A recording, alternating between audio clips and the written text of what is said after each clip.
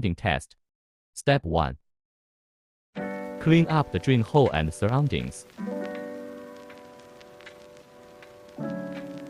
Step 2. Cover up the drain hole.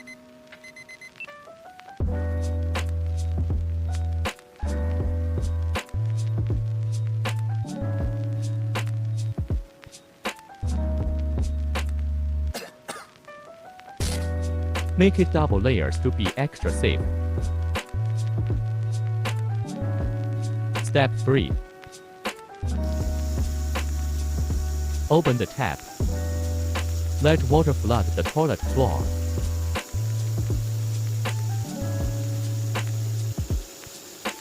Step 4.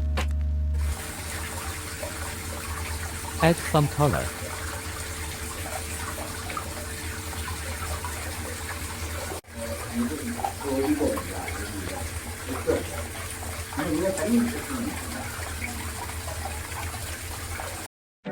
Wait for 24 hours.